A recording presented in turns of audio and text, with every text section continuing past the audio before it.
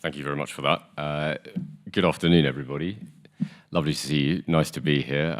I've been here since sort of yesterday afternoon, so I've enjoyed not participating in, but observing some of the discussions that you've had over the course of the last day or so. Genuinely fascinating. A little word about me before we get on to things that are more interesting. As kindly said in the introduction there, my background is in government. I was for 4 years Jeremy Hunt's Special Advisor when he was Health Secretary, and I spent 2 years as Theresa May's Press Secretary, so please don't include any negative comments in your feedback form. Wrong time to be reminded of your ability to do that. But I've been at Lexington, which has been partners with the Isle of Man for 3 years now. I've been there 4 years, so it's pretty well coterminous with essentially the advent of this island plan, the time that we've been working together. So it's been an enormously interesting experience for me. Really enjoyed working with both DFE and the Cabinet Office as you, as an island, navigate some of the challenges that the contemporary political framework inevitably brings. And I'm going to try and talk a little bit about that today. So let's go on to the more interesting bit, onto the politics. I think it's perhaps a cliche, but it's worth just reiterating. This is a moment of really profound change in Westminster. We've gone in 5 years from Boris Johnson's Conservatives winning the biggest majority that party has had since the days of Margaret Thatcher to, as I say, just 5 years later, the length of a term here, the Labour Party winning the second biggest mandate that a Labour leader has ever won. So Keir Starmer is only second in terms of the number of seats that Labour now command in the UK Parliament to Tony Blair's first term in 1997. And if you think about the scale of the change in that shorter time, I think that gives you an impression of just how tumultuous contemporary politics is. And, you know, that brings its own challenges. It also brings its own opportunities. And I'm going to try and talk a little bit about both this afternoon. If I may, I'm going to start with 2 quotes that I think sum up the government's contemporary position in the UK.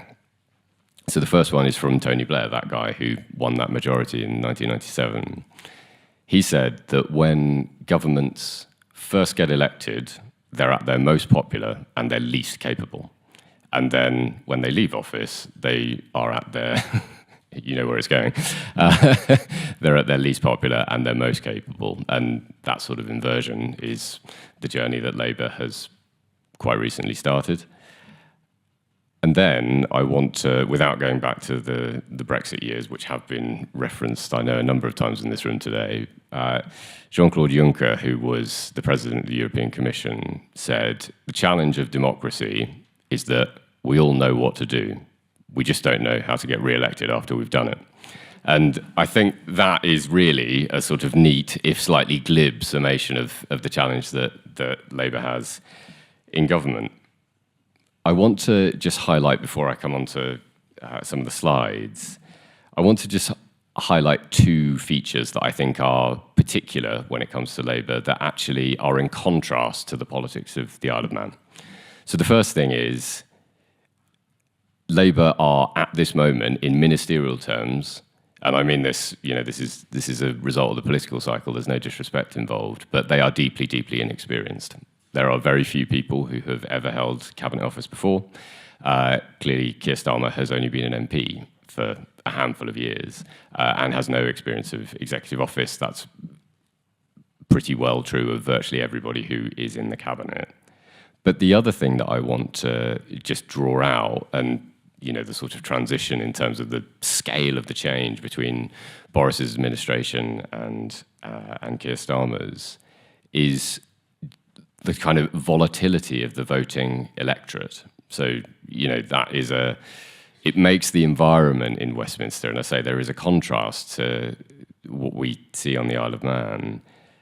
It makes the politics you know, acrimonious at times, and that kind of much more contested environment makes it harder to set political direction that lasts. And you know, I'm not going to make any jokes about Liz Truss whatsoever, but you know, there is a kind of salutary lesson if you think about effectively the number of chief executives that the last 5 years bought the UK government. There is very clearly a difference that I don't need to draw out for any of you here. So that's what I'll say about just opening remarks on the political landscape. And then I want to move on to how to maybe, if we're talking about navigating some of those challenges, the first step is decoding the difference between what's really, really important and what's maybe a more minor consideration, even if things are presented kind of equally. So what's significant, what's not? The first thing to say, I suppose, is that all governments have a view of what they offer to the public and what they want to be known for, that kind of authorship. You know, what do particular politicians believe that they stand for? And they're often summarized in neat turns of phrase. So Harold Wilson talked about the white heat of technology, and obviously for good and ill, David Cameron and George Osborne talked a lot about austerity and trying to restore probity to the public finances. And in some ways, they saw that as a strength to begin with, and it probably by the end became something of a weakness. But it's worth kind of bearing in mind that all administrations, as I say, sort of seek to define themselves. They have a view of their own narrative in the eyes of the electorate. But the success that people have in actually turning that into something that is a shared view with the electorate is much harder to do. It's much more elusive. So at the moment, and I'll come back to this, but clearly the defining element of Keir Starmer's government will be about stability and will be about economic probity. And, it will be a test about whether they can have voters sort of match that view when it comes to defining them in 5 years' time when the country goes to the polls again. The second thing is just about policy priorities, and there's kind of an obvious and slightly glib point here, but they're not all created equal, even though, particularly in Westminster, you'll notice something that's kind of maybe a bit peculiar, but politicians don't really have priorities. They only have top priorities. When I worked for Jeremy Hunt, he used to have meetings on the key policy areas of focus when he was Health Secretary on a Monday, and we called those the priority meetings, not a very imaginative name. We had 5 of them, 5 top priorities, and in any of those, Jeremy would say to the civil servants or to anyone else who was kind of attending and we were talking to, this is my absolute top priority. And he would say that 5 times a day about 5 different things. So it's worth kind of just bearing that in mind when you look at and you observe some of the initial activity that this government has been very busy. You can see that Keir Starmer has been jetting around the globe. He's been to meet the US president twice. He was in Italy at the weekend. He's doing a lot of that diplomatic engagement that's really important as leaders try and foster relationships with their counterparts in other countries. But ultimately, what he'll be judged on is economic performance. So when you hear him talk about key priorities, bear in mind that, as I say, they won't be seen necessarily with equal weighting in the eyes of the electorate. Policy, rather than policy priorities, is really an allusion to how challenging different events are in the way that they kind of influence the sort of contemporary atmosphere of Westminster, or indeed any political system. So, we're essentially saying here, crisis, what crisis? It's those things that you can't plan for, you can't anticipate, but they're the biggest test of leadership. And, the Chief Minister's speech talked a lot about the response to COVID at the start of this conference. And of course, it's an event that nobody really could have seriously anticipated. It draws, in some ways, a contrast to the UK in terms of the way that you managed it here, because clearly you were able to use some of your strengths to make your response more sure-footed, more nimble. But it's those sorts of events that are often defining when it comes to political leadership. And I suppose the Westminster sort of parallel, or drawing out the Westminster element of that particular consideration, is that we don't really know how the PM and his top team will respond under that sort of pressure, that sort of crisis, because the difference between opposition, where you just have to, and again, I'm not trying to be glib here, but where you have to find something interesting and thoughtful to say, and then government, where you actually have responsibility for delivering those things, are very different. And we will, of course, see what happens. Then another thing to just bear in mind when we think about decoding those changes, polling trends, and I want to just, if I may, go back to the volatility point that I made earlier. Voters in the UK, and as I say, I think this is a distinction here, but voters in the UK are more fickle than they have ever been. And you can see that in the way that politicians back in Westminster have to spend their political capital increasingly quickly. If you look at the latest polls on Keir Starmer's personal ratings, and I'm telling you, I don't enjoy this at all, but you can see that his sort of personal favourability, so that's the negatives topped up against the positives, and then you get either a positive or a negative number, is currently minus 46. Bearing in mind that this is a guy who, as I say, has won a handful of months ago the second most handsome majority in the Labour Party's history. It shows you just how quickly voters start to think about the next thing and how much those sort of events can knock you off course. And you know, it's.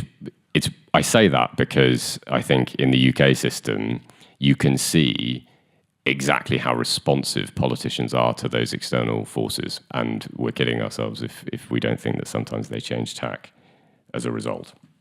So the next bit, points of alignment. This is essentially where are the overlaps. And I've talked a lot about the primacy of the economic mission. Labour has 5 missions in government, but again, they're not all created equal.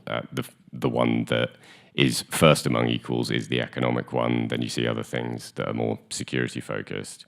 But I think it's worth kind of drawing this out a little bit, because I think these are the areas of overlap with Westminster, as I say. I felt like there were 2 themes that resonated with me personally. I know everyone will have taken their own away from the Chief Minister's opening remarks yesterday. It felt to me a combination of security and stability as being key points of emphasis.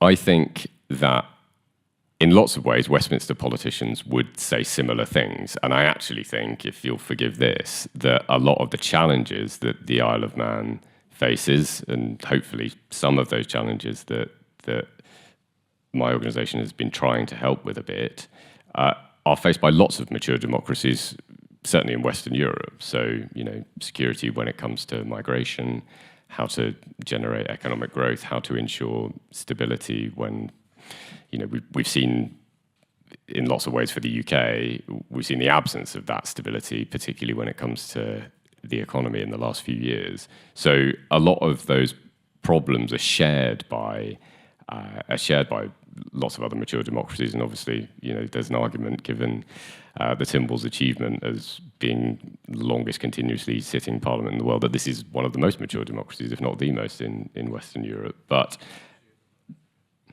sorry. Mature but not democratic. We had elections in 1867. Fair enough. Thank you. So I think it's, you know, it's worth kind of bearing in mind those commonalities, and let me try and take you through some of them. The aspiration for stability, I think, worth repeating, and I think that there's a distinction here between the way that the UK sees it and the way that you probably view it here.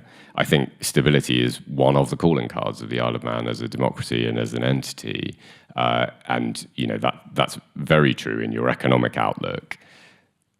That's the aspiration in the UK, and I think that's the distinction. You know, if you look at you know, the market response to the Liz Truss budget, for example, if you look at the way the top rate of tax has come up and down, if you look at various considerations on corporation tax, people have pursued different political agendas to try and ensure stability, but haven't really managed to do it at home. So I think that is the distinction. I think that you can make an argument about having delivered stability. I think that it's an aspiration elsewhere. economic credentials are very important, and let me emphasise the way that Keir Starmer will effectively be judged on those things. It makes the budget. I'll come on to this, but it makes the budget at the end of October extremely significant. And I think, as territories, you both regard the importance of overseas investment, the importance of private capital, kind of equally importantly. So I would just sort of draw those parallels.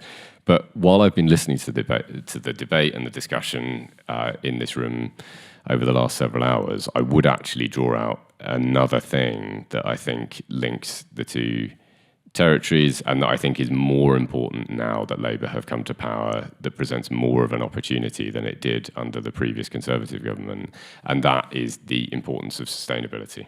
Because I think ultimately there's a real story that you can tell here about the biosphere, about your move for additional clean, green power, and your trajectory towards energy stability is arguably energy security, is much faster than the UK's is likely to be over the next few years. The interim targets when it comes to net zero are going to become much more important for a Labour government than they were just a few months ago under a Tory government. The ultimate backstop that was most significant there was 2050 for delivering net zero by 2050 for the Tories. For Labour, it will be much more important to show faster progress as a means of political distinction. And I think there you have an incredible story to tell. So I would add sustainability into that group, but let's just think a little bit about the importance of the economy.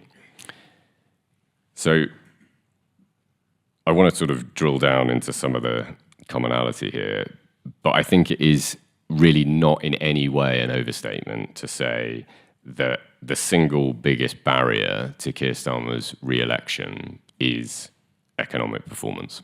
There is a dedicated team of people inside Number 10 who are already thinking about what that campaign will look like in 4 and however many months' time, 4 years and however many months' time. And, the truth is that having staked his claim as being able to restore economic stability, not being able to do that, not being able to deliver meaningful growth, and remember that the objective that Keir Starmer sets himself, the quiz question, is about securing the highest sustained growth in the G7, which is a pretty lofty ambition given that the US is in the G7.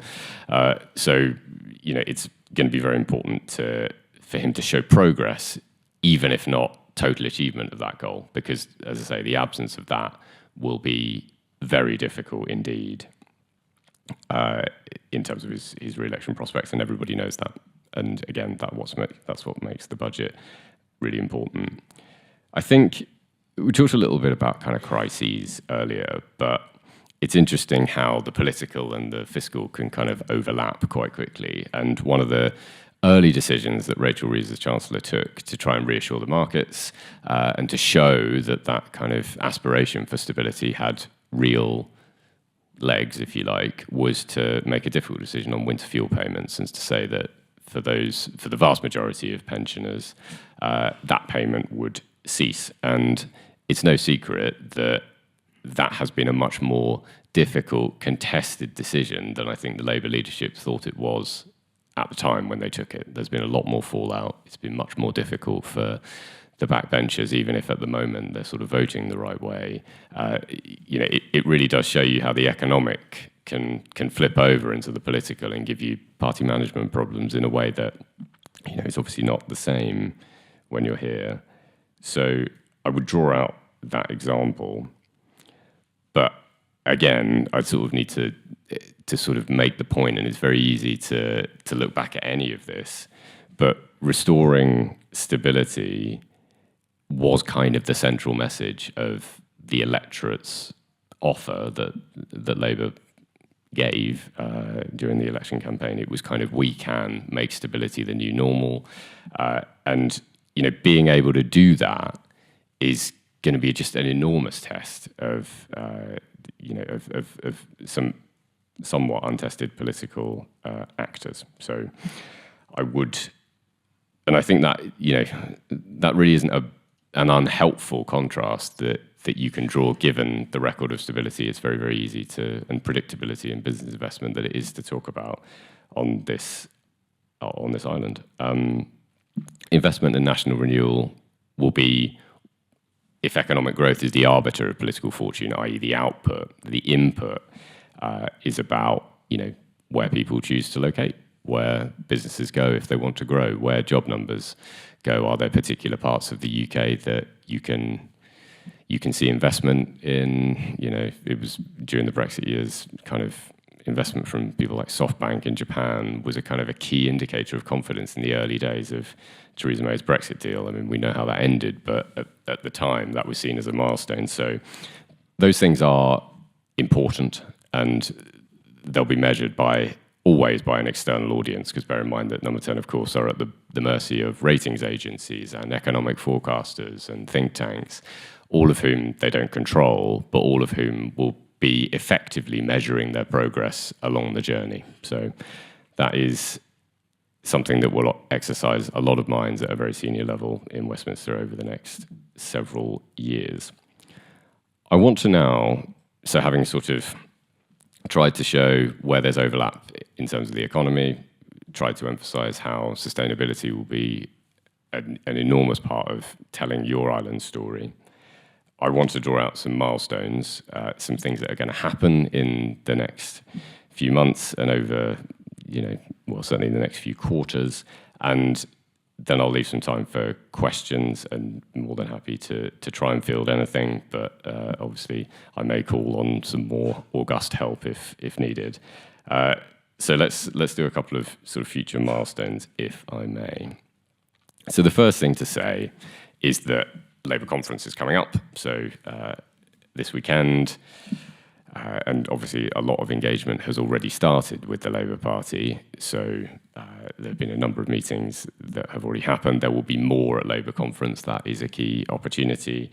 And I think, from our perspective, a lot of that has, despite the previous very positive relationship, I think, with the Conservative Party, a lot of that engagement has been positive, has been thoughtful, and I think there's definitely, more than reason to be optimistic there as a new set of people carve a new political direction. So conference, I would actually say, in terms of engagement, is very important. In terms of the wider national political perspective, I think it's actually significantly less important than the budget coming on the 30th of October, and not just because there will now be, unfortunately, an unusual amount of focus on what Keir Starmer and indeed his wife wear, which one of the strangest bits of my old job was that I used to have to explain in great detail to the waiting press pack exactly what designers Theresa May had chosen for her dance onto the stage that year, which it makes you a lot familiar with things that you never think you would really ever have to know. But I think this will be a victory lap for, and quite rightly so, because they've done a pretty astonishing political thing. But in terms of, say, the national politics, I don't think that the conference will be anything like as important as the budget, which I just want to say a word about because it's coming up. Firstly, it's kind of two fiscal events in one, because the budget is also going to set one full year of budgets for departments, as well as fill in a gap where the remaining financial year is kind of still open, the election having been timed when it is. So it will have the usual kind of tax and spend changes, which new governments make. The pain will probably be front-loaded, but it also sets, as I say, it's also a comprehensive spending review. It sets budgets for departments, and that will involve a number of decisions that they'll all have to make about where they spend their money and how they justify doing that. And I think in that context, it is worth, again, drawing the parallel that these budgets are under pressure. And in exactly the same way as this morning I heard about the need to make sure that government efficiency is as good as it can be and that people are delivering in absolutely the best way that they can with every taxpayer pound. Those questions, those debates, which are sometimes heated at home as well, are are just exactly the same. Because everybody is trying to do more with less because of demographic pressure. Particularly on the NHS at home. We are aging societies, and that is a common feature that all Western democracies are currently trying to navigate. So the budget, as I say, I think will be very significant. There's actually a very significant thing that is happening in terms of that budget on Thursday this week, because the OBR, the economic forecaster that the government has appointed, gives Treasury officials and the Chancellor its first estimate for what they think the economy looks like over the next 5 years. And so that effectively gives you an idea of your headroom, how much money you have to spend, what the gap is between your tax revenue and some of your committed outgoings. And so if over the weekend, during Labour conference and over the days that follow, you hear lots of stories about just how difficult the outlook is, just how tight the settlement looks, you'll know why, because it'll be on the basis of some of those estimates. And then in a few weeks, the government says, well, here are the policy changes that we'd like to implement. And the OBR will then score what they think the outlook or the effect will be on public spending. So that is to come, and I think that is very, very significant. Forgive this indulgence, but I will highlight the fact that we also get a new Tory leader very shortly after that, on the 2nd of November. Unfortunately, this is probably, for my old party, this is probably the single most significant piece of media exposure that the Conservatives are going to get over the course of this entire year. And I don't really know why, but they've decided to announce that, who their new leader is, 3 days before the US elects a president, which probably means that will be a fairly curtailed news cycle, and they perhaps won't get quite the attention that they might have done otherwise. But I think there's a very real question here, again, trying to leave glibness at the door, about whoever is elected faces a very difficult mandate, has a very, very low number of MPs to start with in Parliament. There's a very real question about whoever it is that wins, whether they are going to be able to lead the Tory party into the next election. So they will have a bit of grace and a bit of space in order to define an agenda, but it is still a very, very, very upward climb, and the Tories are right at the bottom of it. So just draw that out. A couple of things that I think are worth bearing in mind in terms of trading relationships, because that will clearly be an important focus over the next several years, is that December there's a vote in the Northern Ireland Assembly on the continuation of the Trade and Cooperation Agreement. So this is Windsor Framework, Brexit-y stuff, but while we assume it will be a formality, the kind of Northern Ireland Protocol is a clear point of contention within the common travel area. So, we will have to just check that goes through. And then ultimately, I think all decent estimates would indicate, and certainly some of the private briefings that we have from Labour too, sort of show that it's probably Q1 2025 where Labour makes the first meaningful steps in the Brexit renegotiation that they have pledged. It was obviously a feature of the campaign. It was part of their manifesto, and they will have to start with a kind of give and receive overture. They'll have to say what they're prepared to put on the table for renegotiation, where their red lines are, and seek a mandate to negotiate with the European Union, which will then have to seek its own mandate from member states. Now, I realise that as I sort of come towards the end of my remarks, that sort of leaving you with any note of Brexit is actually probably a reflection, a deeply unwise thing to do, but unfortunately that is the way the calendar has panned out. Two other quick things. It's worth, again, sort of just bearing in mind that, and again, I think a reflection of a lot of the pressures that the agency budgets, that central budgets here face, those will again be mirrored in March 2025 when the UK government does its sort of first substantive multi-year comprehensive spending review. So that will set departmental budgets for 3 years, and will be the subject of fierce negotiation because like in so many places, everybody is trying desperately to do more with less when you consider inflation and other pressures. And then the local elections in May 2025, which I probably don't need to say very much about. The kind of more than happy to try and take some questions, but I think the thing that I would just say is that already the Isle of Man government has started on the journey of getting to know a new.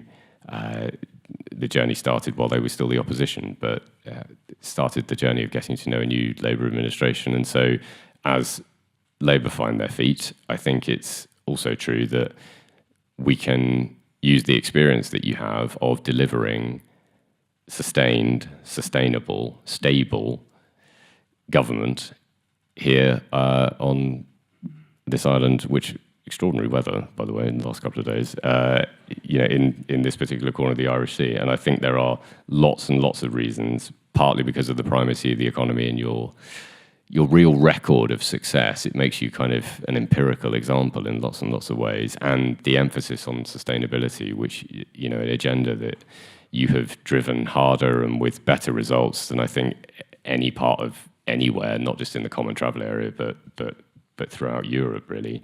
So those two joint pillars really offer a significant opportunity. And work will continue at Labour conference at the weekend. But as I say, those relationships have started to be established, and there are many reasons to be optimistic about the future. So I will end there. But if there are any questions, I would be delighted to try to field them.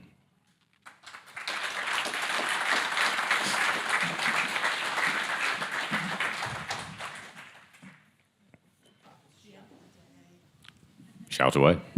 So in terms of what you talked about, Labour's position on the winter fuel payment, do you see their focus coming almost to like the sort of ultra wealthy and especially national jurisdictions in terms of politically, it's like a good message rather than the message that they've done previously, which is around pensioners, etc. Do you see the sort of change of focus there because of the sort of their political message that they've learned from the first thing that they actually did when they were in government?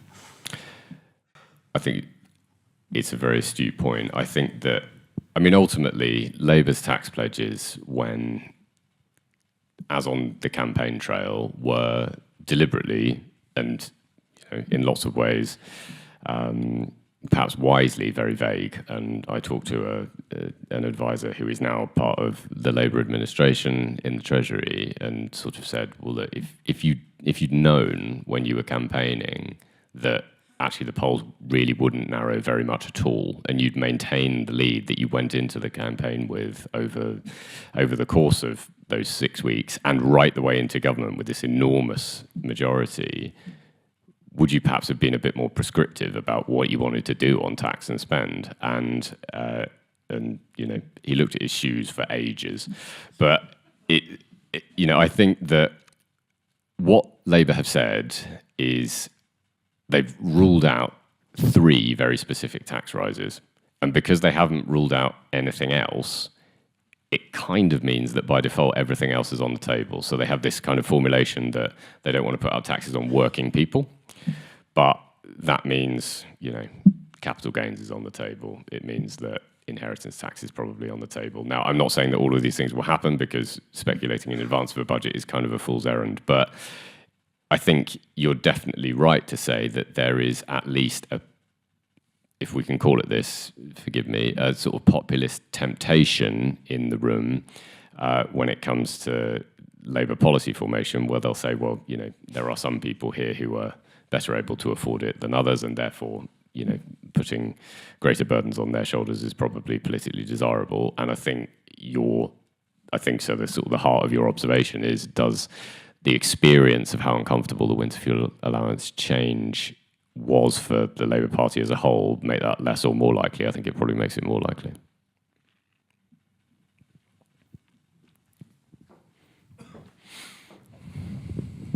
Thanks very much. We've talked here today about immigration, and I would advocate that over probably the last 2, 3, maybe 4 years, in terms of English politics. That's become incredibly toxic. We've seen it also with American politics. And so the recent statements by the Labour Party coming in have caused problems again with their backbenchers. We are, again, not immune to some of those issues in terms of security, in terms of immigration, in terms of the opportunities versus some of the pitfalls for that. How do you think their immigration policy will mature after dealing with the same rhetoric of small boats as the Tories dealt with? I mean, hopefully, this is one sentence that is nothing to do with your question, because the way I'm going to start will make it sound peculiar. Hopefully there's something reassuring in all of this, in that these are common problems that are faced by a lot of our peers. So, the impact of migration, particularly from Syria in Germany, has been significant on their political system. We can see the impact that small boats have had as an argument in the UK on the election that's just happened. I mean, I thought the presentation earlier, makes a kind of quite profound point about the strength of the common travel area can sometimes be its weakness on the basis of the fact that you can pay cash if you want to get a steam packet ferry over, and obviously the openness that is a key part of what that obligation means does sometimes have disadvantages. And so I think it is worth, as I try to answer this question, bearing in mind that these are problems faced by everybody, and there aren't easy answers, and that settlement, will be tense and contested. I think ultimately the last Conservative government, and personally, for what it's worth, although it's probably not worth very much anymore, I'm quite critical of the way that they reduced a lot of the debate on immigration to the question of whether you are pro or anti the Rwanda policy. Because, while you can argue about whether that's a deterrent or not, we know that the keystone, I think that was the emphasis from the session earlier, the keystone of the whole policy question on immigration is it's about complexity. So, so at the moment, Labour have defined themselves as being anti that policy, fair enough. And they've made some steps in terms of setting up kind of what they call a sort of a new border command. But I think what the first few weeks show is that a lot of the success or otherwise of this, of policy implementation in this area comes a lot down to bilateral relationships, and that's why Keir Starmer has spent such a long time in Italy with someone, Meloni, who is just not a natural political bedfellow in any way. It's because if you can establish trust and cooperation between leaders, then that can often lead to bilateral agreements that kind of chip away at the problem as a whole. So I think the policy is clearly not fully formed, and I don't think you could find anyone in the Labour Party who could tell you exactly what it will look like in a few years' time, because I think part of the challenge, and part of the challenge that, as I say, all mature democracies are negotiating, is this is an evolving picture. Not helped by the fact it's a combination of there are forms of migration that are obviously both legal and highly desirable for most places. And then there's a separate argument about how you deal with and police the kind of the illegal elements, and sometimes the one argument can pollute the other, and that's another of the challenges. So I think if it's not too much of a cliche to say, it is a bit of a watch this space question, because I don't think that there is an authored plan that the Labour Party have sort of are waiting to reveal piece by piece. I think they're sort of working out as they go, but with some values that define them in opposition to their predecessors.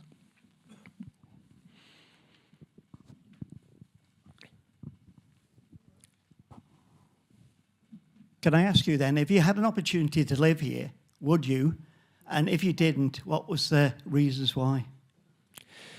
So I came here for the first time when we came to pitch for the work that we were delighted to have won. And I think so I have always lived in cities. So I grew up in Brighton. I live in London now. I'm going back this evening. And I think there's maybe, I didn't hear that, but I suspect I don't want to. And I think sometimes if you'll forgive me saying this, the older I get, the more you realise how much benefit being in the natural environment is actually not a cliche. And there is the distinction, I think, here is just how powerful the quality of life argument is. You know, I in London have a tiny, tiny garden, and I'm very lucky to have that. But and despite the fact that I work 4 miles from where I live, that commute takes an hour on most days. And the idea that here you can finish work and be on the promenade in Douglas or wherever it is that you are, kind of having a drink, going for a walk, you know, over some hill somewhere. You know, I can't think of anywhere that I've been where that interrelationship is quite so good. So, you know, maybe I will come and live here one day. Who knows?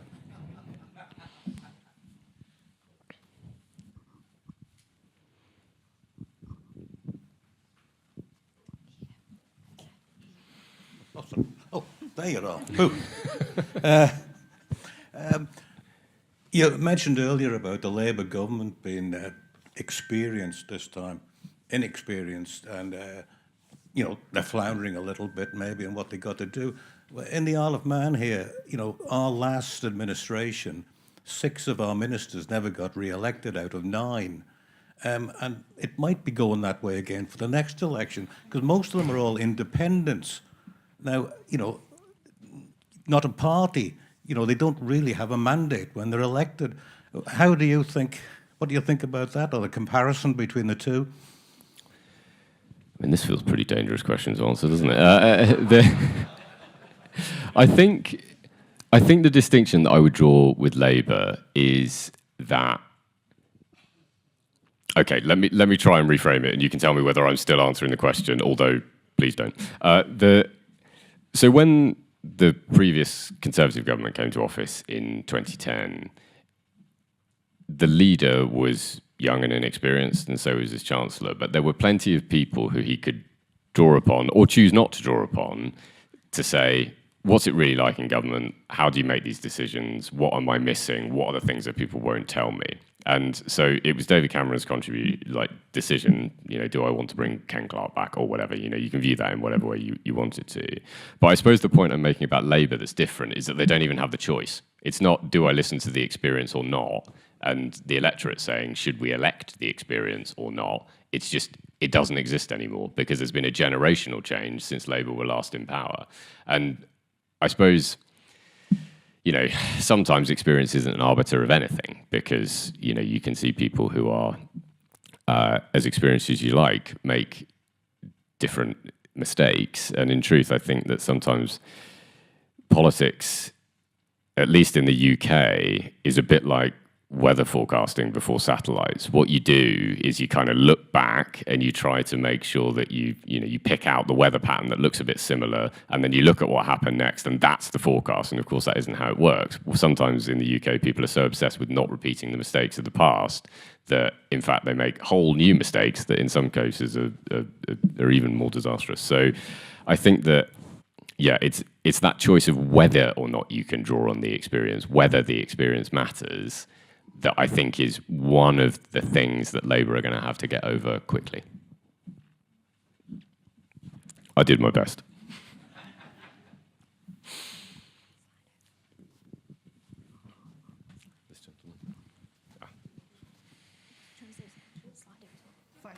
Oh, do you go, Katrina? Good afternoon. The word or the term or status, crown dependence, has been around for generations. How relevant do you think that is in Labour's mind or in the Westminster's eyes in the 21st century? I think it is. I think it's relevant because, I mean, firstly, there are kind of mechanics of government that take account of the crown dependencies and, you know, establish things like the British Irish Council that, you know, are kind of build you into the Westminster architecture. I also think the way that particular departments know and understand and have an institutional memory of what Crown dependencies mean is important. So the Foreign Office obviously has a view on that because of the way it, because of the obvious diplomatic implications. The Home Office does. Lots of departments do. So I think, I actually think in government, particularly given that there is necessarily quite a lot of churn when it comes to officials who are generalists rather than specialists, I actually think the familiarity of that term is an asset. I've got 3 questions just to finish off with, if I may, from that members of the public have asked via Slido. Just on the political party conferences, they're asking really what the worth is, if it is indeed worthwhile for the Chief Minister and ministers of the day to attend the various party conferences from your perspective. I think it's always important engagement but I also think, probably the obvious answer is why would you go? Because you might meet some people. And, in the Chief Minister's case, he will meet lots of people. And I've seen that happen before. But it's also, I think, about a projection of what the island says and thinks about itself. So, you are... You're a place that has a story to tell, that has lessons that it is worth those in power or seeking power listening to. And so I think in some ways the attendance is not just about a meeting program, important though that is, it's also about a projection of confidence and of self and, a way to tell your story as much as it is about the people that you meet. Very tongue-in-cheek. Rachel Reeves, is she coming for us? Well, I don't know. And I think that, in truth, she faces quite a difficult position. And, the economic inheritance is very challenging. But I think that you should be confident about the story that you tell. Because the thing that you have and can demonstrate, and this isn't, this is palpable, it's evidentiary. The thing that you have and can demonstrate is the thing that she says she wants to deliver. And that's a pretty good starting point. And just finally, very general, what, if any, impact do you think the US presidential elections may have here? I mean, it's the single most profound, in my eyes, it's the single most profound democratic exercise in the world. It still is. And, I think the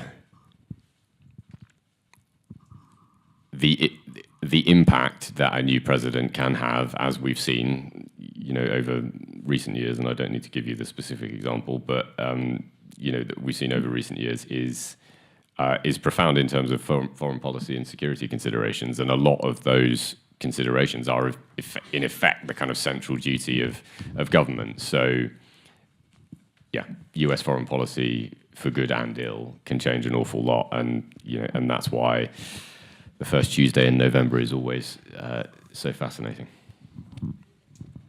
It has been fascinating to hear from you. I'm sure we all agree. A big thank you and a wonderful way to almost round off 2 days. Paul, from Lexington, thank you very much. Thank you.